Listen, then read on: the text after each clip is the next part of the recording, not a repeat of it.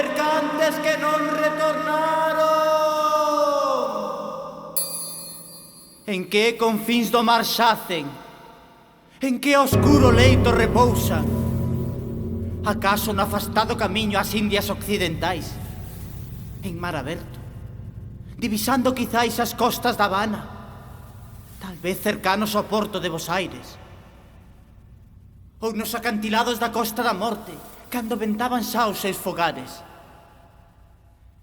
Que temporais, que ventos desquiciados, que ondas furiosas quebraron cubertas, arrincaron mastros, esgazaron veas, feriron cascos, inundaron adegas e máquinas, e fixeron vos fráxiles como insectos, para dun golpe arrincarvos a vida.